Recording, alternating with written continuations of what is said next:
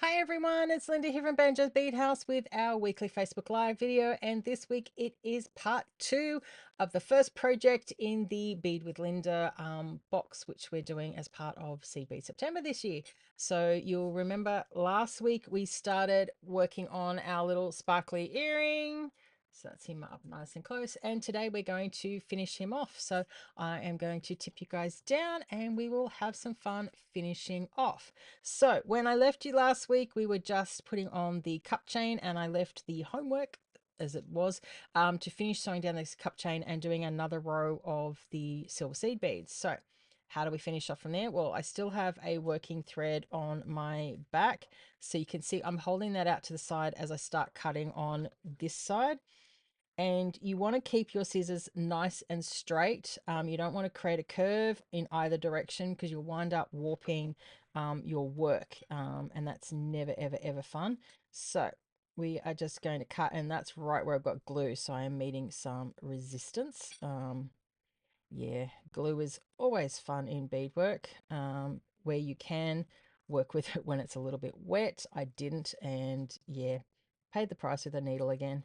So I'm just going to trim that clean off. I'm bringing my thread round, um, just because it's a little harder to demonstrate and talk um, and get this correct. So we're just going to go nice and slow, but at least I know my thread is out of the way. I am trying to keep my scissors in the same position and move the work more than I am the scissors. That does help to get a clean cut. So I'm just going to chop that free again. With the felt, it is worth keeping them so that if you are doing some soutache style work, or you want to build up layers in a piece to embroider over, you can recycle all of these scraps into that. Or if you just want to have a play and test something, it's a nice little piece just to do a little test strip of something. So we've got our piece cut away. I'm just going to trim just a little bit more off of there because it was just a little bit messy, and that's where I've got the glue, which I know is going to be problematic. But hey, we deal with problematic things. So we've got our piece now all ready to glue onto our backing. So I've got my little piece of silver leather or faux leather, and we're just going to glue him in. So I'm picking up my trusty E6. Oh, didn't get the lid off him before, and he's glued on. Okay, give me a second. Oh, oh, that's a very tight bond. So I obviously didn't do my Vaseline trick with this one when I opened it, and yeah, he's gluing himself to his lid, which is not so fun. So I am just going to get a little bit on there and then get that back on. And then, because my thread is going to get nice and glued in this process, thankfully that dropped the right way. You'll see I'm just pushing on and then down. That was me. I had a big glob of glue there, so I'm just trying to get that glue to spread. Okay. So I am going to work whilst this is wet. And I'm also going to bring that thread to this side because that's the side where I know I've got glue and it's going to give me some issues as I'm starting. So you want to, normally I'd try and let these guys dry up overnight, but I wanted to show you guys the cutting process. So I am going to trim while this is still wet. So the reason why I do try to normally let these guys set up is you avoid your leather slipping whilst you're working when the glue is still wet. So in the other projects in the box, you might find that I've come in and I'm just trimming these. So I just thought for this one, where it's a little bit simpler and easier to control, we will just do it like that. So we've got everything trimmed up. So now we just obviously need to cover up our edge here.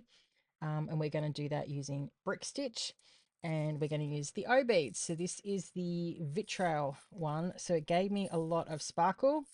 and a lot of color variation. As I said, I did look at the silver in that color. It just became a lot of silver, and what I wanted to do was bring a little bit of this sparkle to my edges as well. Um, did look at Crystal AB, but it's a very clear bead and you could still see all of this through it. So I didn't like that. So I liked this one with the foil, where you got more of a solid color. So that's what I opted for. So to start this process, and I'm going to try and work this way so I can show you guys the wire guard, which we will stitch in as we go. So yeah, so my cord is obviously under here. I want to bring my needle out through my leather, and this is again where having it completely stuck down does help. So we're just going to stitch here. Sorry, making sure I'm on camera. Now this is where you can also change your thread to match your backing, so that because your stitches will just be slightly visible. I'm going to stick with my file line, but it is something you could consider doing. The other thing we want to do is to make sure these beads, when we do the brick stitch, are actually going to sit the way we want them to. So we start with 2 beads on when we're doing brick stitch. So I know that by threading down that way, and sorry, it's a long tail of thread for this to get down. So that's how my first bead is going to sit, and it is color side up, which is exactly what I want. So as I pick up my second bead, I've gone from my foil side. I picked it up my foil side, and when I flip it over, you see that it's going to be the wrong way. So we need to pick these guys up from the color side, so when we do the flip, they're actually in the right orientation.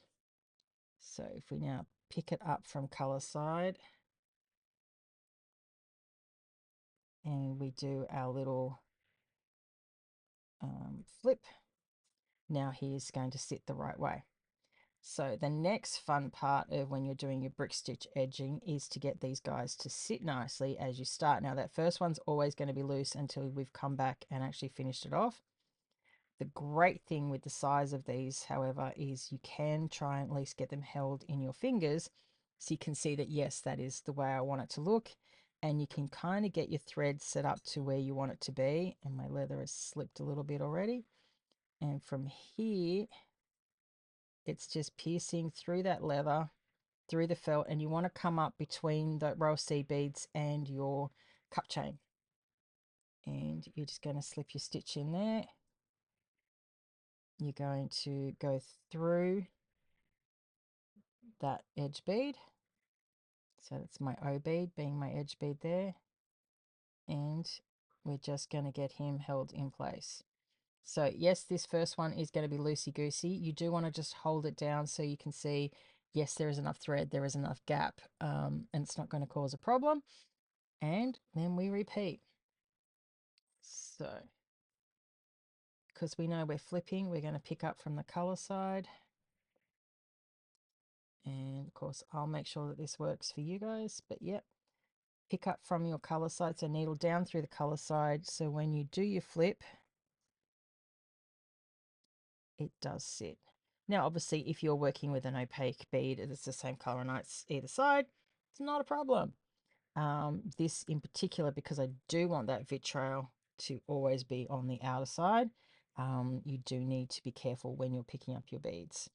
So that is our first 2 on, and you can see it's starting to nicely cover up the edge. So get our next one on. And you just want to go just on the edge. You also want to try and keep your needle as straight as you can in this. It does help to stop any of the warping. So you can see my needle is fairly straight. I'm trying not to go too deep into the leather. If you're finding you're going deeper into the leather, that's where having the thread in a similar color will help, because it will just blend in a little bit more. And that's the beauty of these pieces, is you can swap out your threads. You can do this entire piece in file line where it's not going to be seen, and then drop to a thread for your outers where you are going to be seeing the thread path. Okay, so this part, of course, requires some concentration. Not quite under that thread.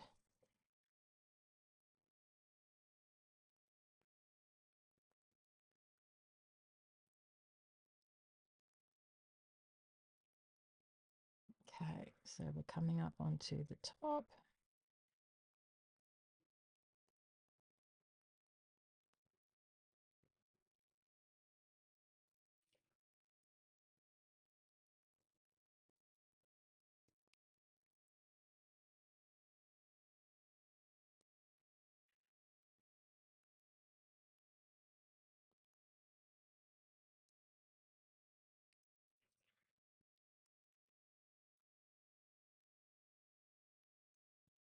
Okay, so rather than me keeping you guys on watching this whilst I brick stitch the entire way around, because that's just highly repetitive, I think by now you can rewatch if you need to see the process.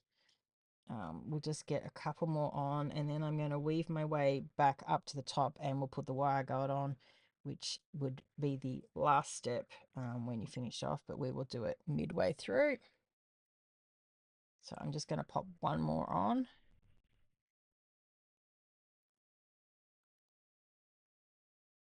So we'll get that in there. Okay, now to weave my way back, I'm actually going to jump to the back side because it's a little bit easier. And I'm just going to go basically match my thread paths. So, and try not to pierce the leather on this occasion.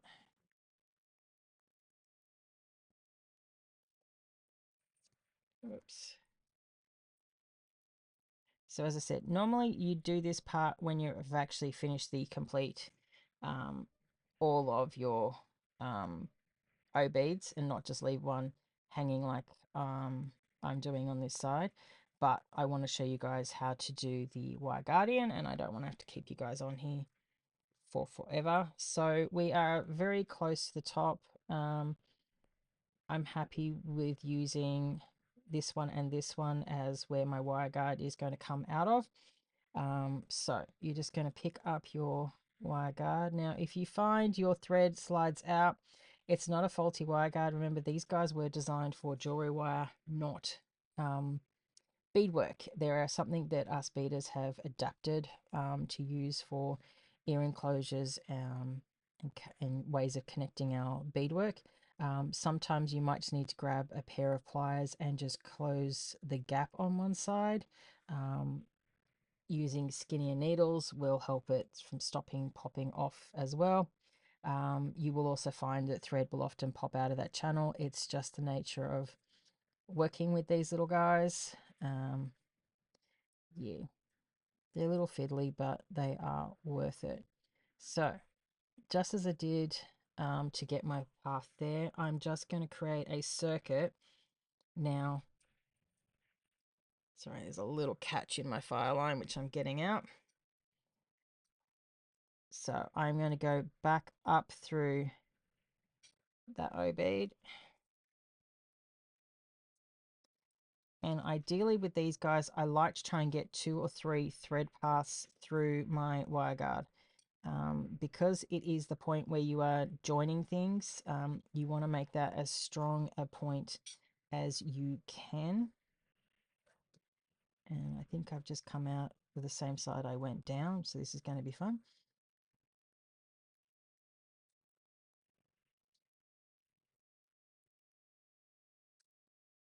Yeah, I did. Normally, I would have come up this side, but for some reason, I have managed to change my thread directions. It's not a huge deal, just something to be aware of when I'm coming back out to work my way down here. Will actually probably make that easier, so that's benefit.